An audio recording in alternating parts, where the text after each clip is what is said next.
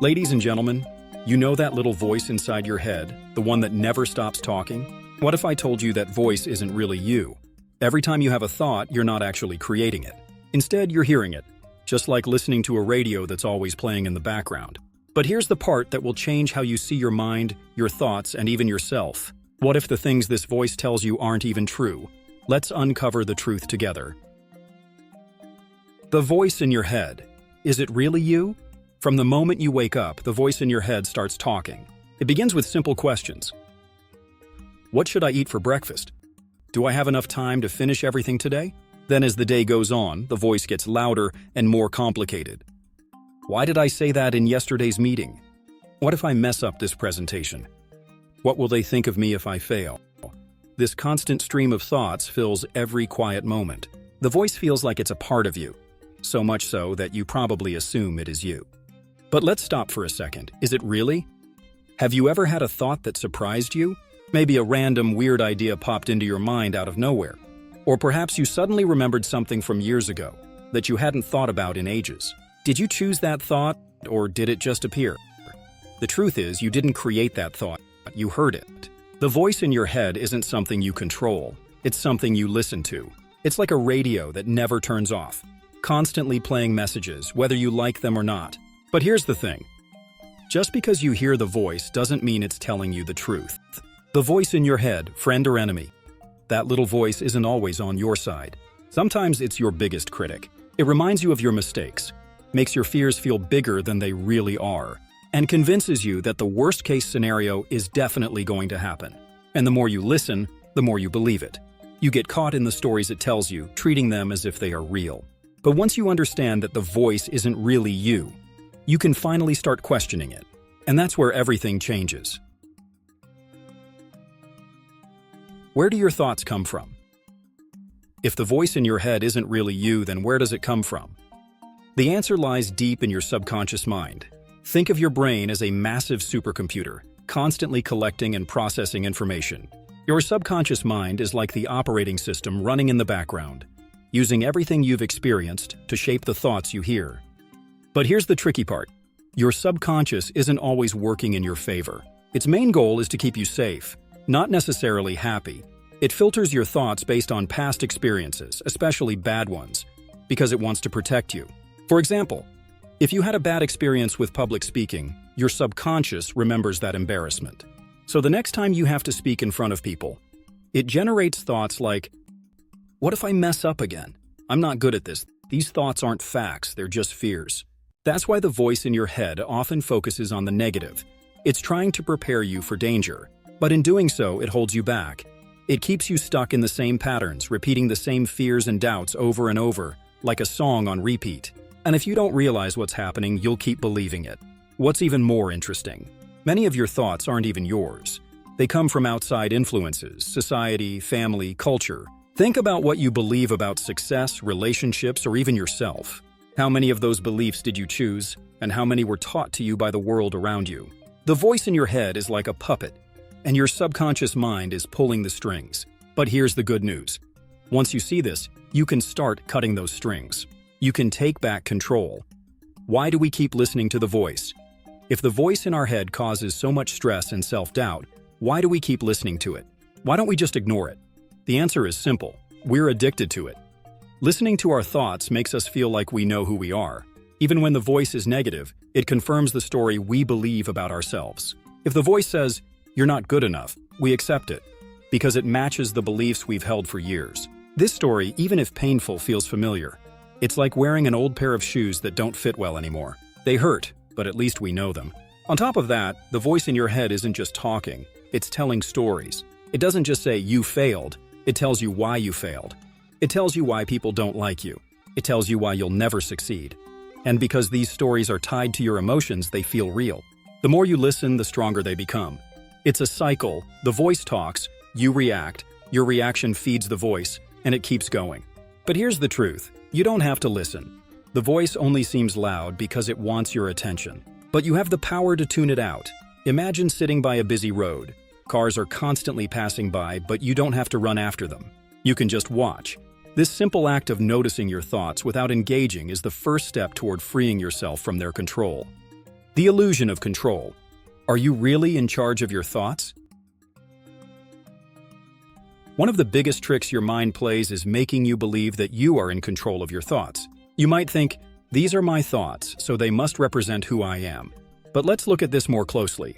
If you were truly in control, wouldn't you choose to always think positively? Wouldn't you pick confidence, peace, and happiness every time?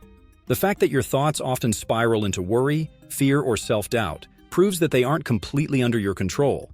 This illusion of control happens because the voice pretends to be you. It speaks in a way that makes it feel personal. I am, I should, I need. It attaches itself to your identity. For example, the thought "I'm not good enough" isn't just a statement, it's a label. And once you believe that label, you live as if it's true. But what if that voice isn't you? Then who are you, really?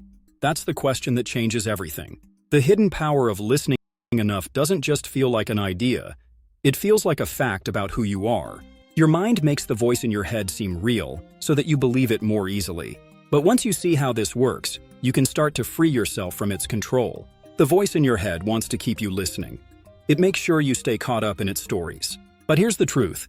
That voice isn't really you. It's just something your brain does, like how your heart beats or how your stomach digests food. You don't have to think about making your heart pump. It happens on its own. In the same way, thoughts appear in your mind automatically.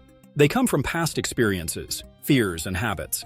But just as you wouldn't say, "I am my heartbeat," you don't have to say, "I am my thoughts." Realizing this is life-changing. It helps you take a step back and see the voice for what it really is, a habit of the mind, not your true self. When you understand this, you take back control. You stop being a prisoner of your thoughts and start becoming an observer of them.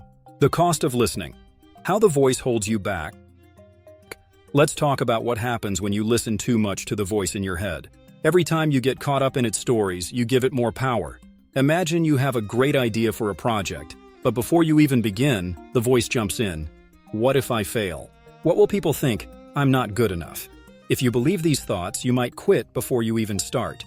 The voice has just stopped you from reaching your full potential. This happens in many parts of life: relationships, careers, health. The voice makes your fears feel bigger and keeps you in your comfort zone. It tells you it's safer not to take risks, even if those risks could help you grow. But the worst part isn't just missed opportunities. It's that you stop trusting yourself. Every time you listen to the voice instead of your gut feeling, you lose a little bit of confidence. Over time, this creates a cycle of self-doubt that's hard to escape. The good news is, you don't have to completely silence the voice to move forward. You just have to stop believing everything it says. When the voice says you can't do this, you can notice it without letting it stop you.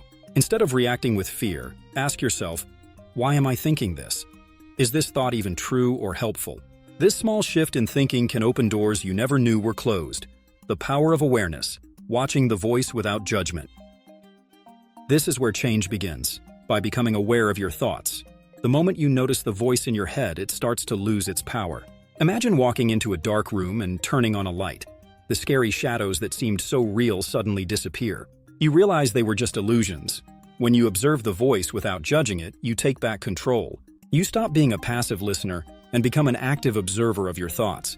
A major step toward freedom and self-understanding. Seeing your thoughts for what they are, just thoughts, creates a new awareness. Being aware doesn't mean fighting the voice or trying to make it stop.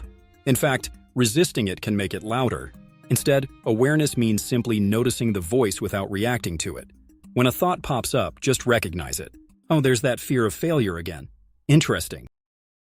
By doing this, you create space between yourself and your thoughts. You become the observer instead of the one caught in the middle of the noise. This shift in awareness is powerful because it helps you see the patterns behind your thinking. You start to notice when the voice is the loudest, maybe when you're tired or stressed. When you see these patterns, you can respond with kindness instead of criticism.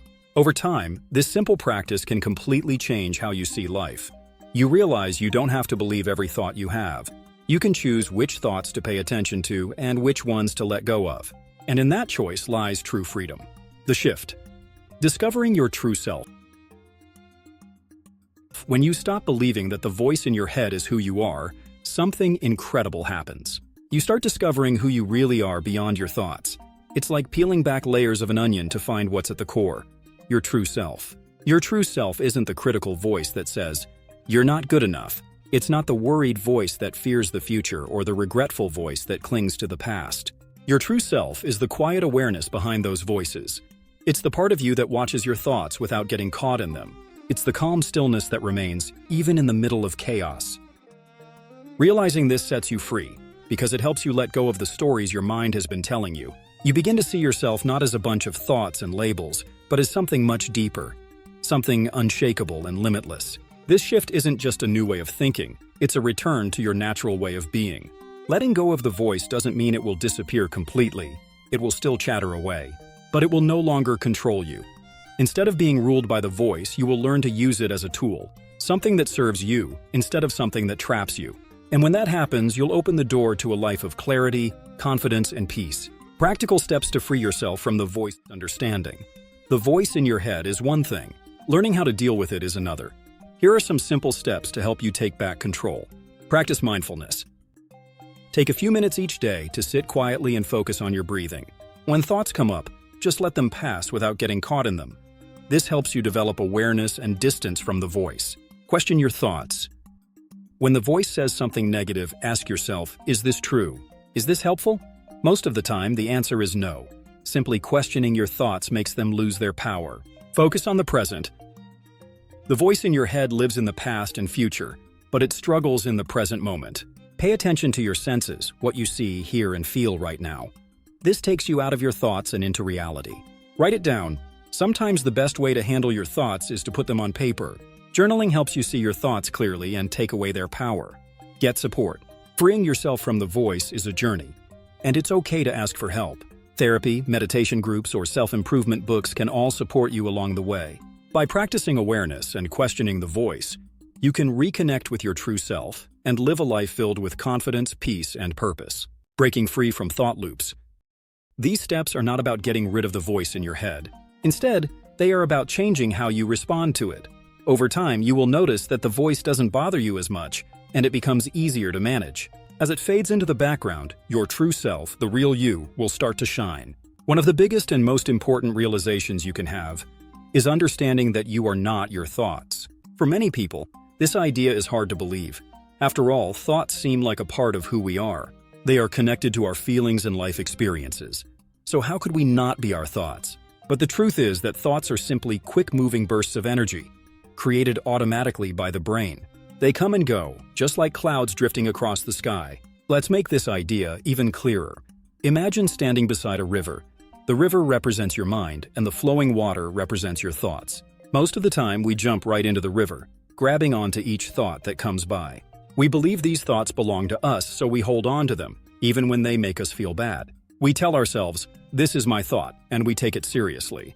But what if, instead of jumping in, you just watch the river from the shore? When you stop holding on to your thoughts, you begin to see them for what they really are. Temporary, always changing, and not necessarily true or important. This change in how you see your thoughts helps you stop reacting to them so strongly. For example, if the voice in your head tells you you're not good enough instead of believing it, you can simply notice it and let it pass. You might say to yourself, oh, there's that thought again. That's interesting. This way of thinking doesn't mean you ignore your thoughts. Instead, it means you no longer let them define you. You start to realize that you are not your thoughts. You are the awareness watching your thoughts. You are the observer, not the thinker. Final message: awareness is everything. Once you understand this, something amazing happens. You start to feel free. You are no longer trapped by the stories your mind makes up. You begin to live with more clarity, calmness, and peace.